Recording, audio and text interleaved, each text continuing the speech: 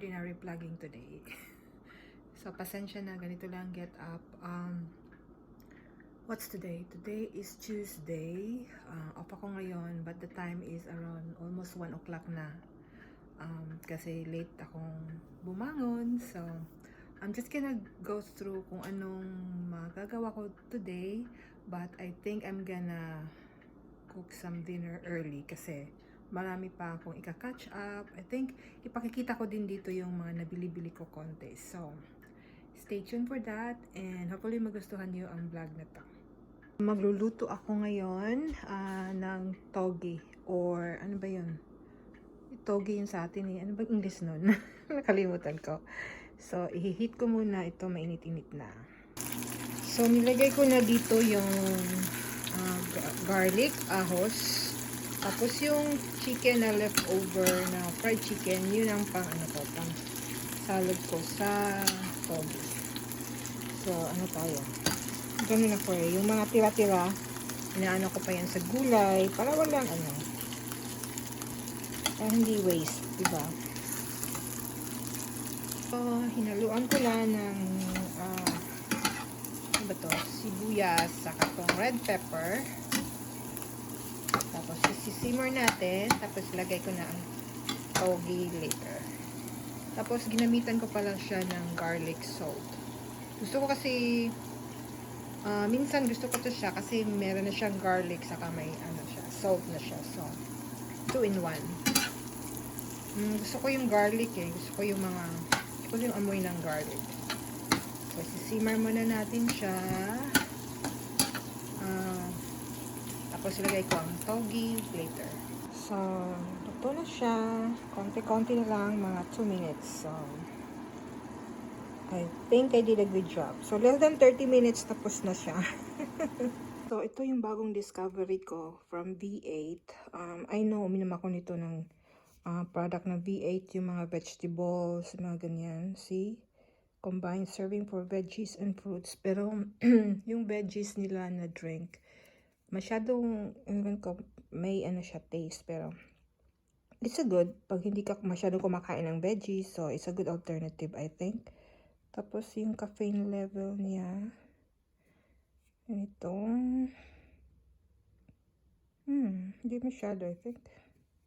But anyhow, they claim na energy, siya, booster. So far, I'm loving it. Hindi siya masyadong offensive sa tiyan. Tapos, ito yung mga, parang niya, nutrients. May potassium, vitamin C, niacin, vitamin B12. Mataas-taas nga lang yung sugar content, saka yung sodium. So, so far I'm loving it. Bumili nga ako ng isang pack, tapos yung isa is a different flavor naman, yung pomegranate. Naubos ko na. So, ito peach mango. Masarap siya. So, hello ulit. And this video, this part of the video, I think meron akong video na medyo nagpa-vlog ako, but that was Tuesday and today is Sunday. So, mataas ang gap. So, but anyhow, this video, this part of the video is a little bit of my shopping haul. I didn't buy this for just one day. So, it's a little bits of every day na nagpunta kami, I think for the past 2 weeks. So, but these are just like yung mga favorite na pick up ko doon kasi I wanna share this kasi gusto ko sila and they are very, very on a very reasonable price. So, let's start with this one. So, Elf siya, lipstick. I think nabili ko to siya sa Sears. Kasi yung Sears namin dito ay nagko-closing sila, yung malapit sa amin. Sorry. Nag-closing sila, so magko-close out sila. So, hindi pala to sa Sears. I'm sorry. Sa pala to? Old Navy ba? Old Navy malapit sa amin. So, hindi nagko-closing yung Old Navy malapit sa amin. It's just Sears and Macy's. So, but anyhow, doon ko to nabili sa Old Navy. Ewan ko ba, meron silang mga makeup doon. Yung mga perfume din nila. So, nakita ko to. I've never tried this. But this is yung day to night lipstick duo. So, I didn't know bakit siya day to night. So, nag-gets ko na. Kasi ito palang light na light na shade is day. Tapos yung dark is night. So, today, ginamit ko yung dark. Kanina ginamit ko yung light. So, duo siya. So, every tip meron siyang yung lighter. Tapos ito darker, no? And mura lang siya. Mga $8 lang ata to. So, ginamit ko na siya kanina. So, may smudge na.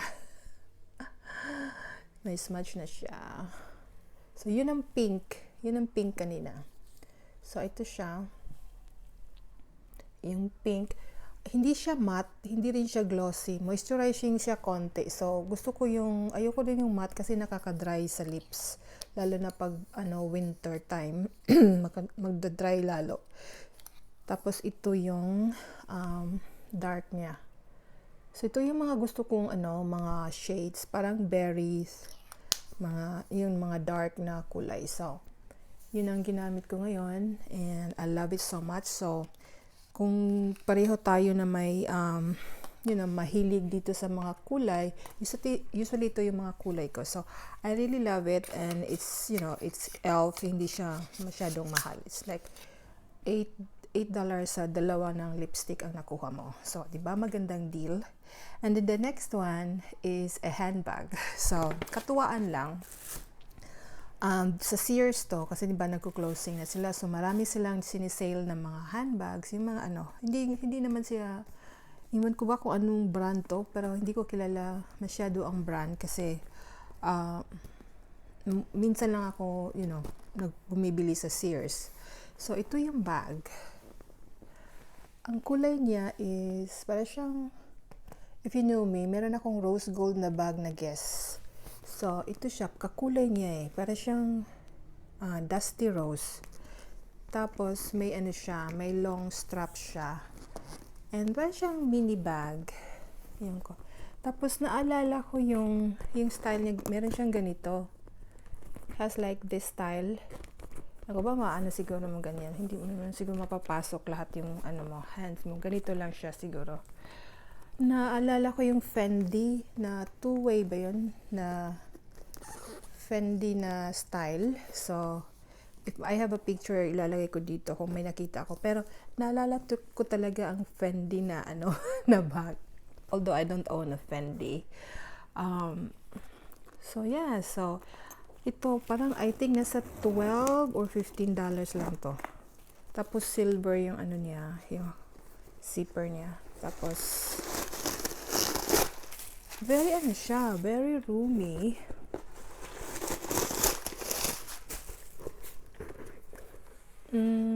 Hindi siya velvety na Pero, okay na siya. Meron din siyang mga side pocket dito. Yan kung makikita. So, ito may siya side pocket. But for the price na I think I bought this for between $10 or $15. Ang ganda. Diba?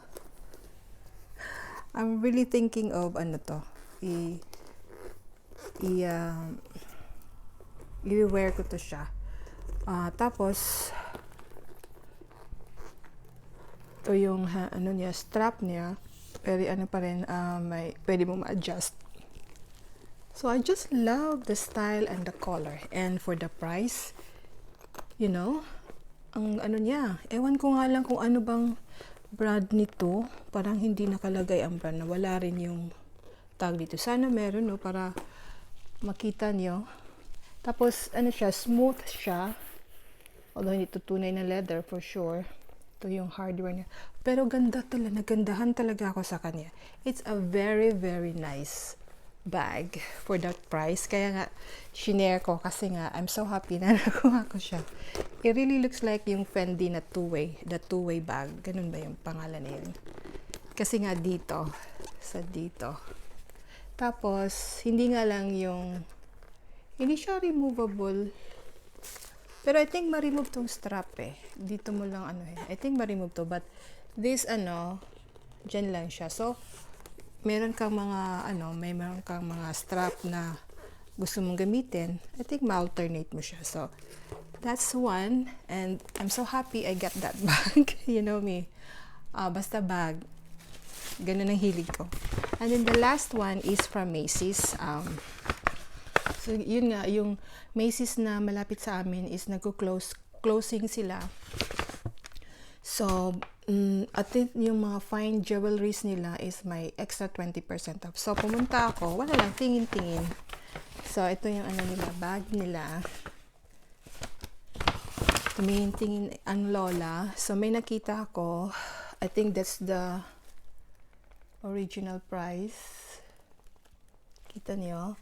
And then I think ang nabayaran ko lang dito is around 60, I think 60.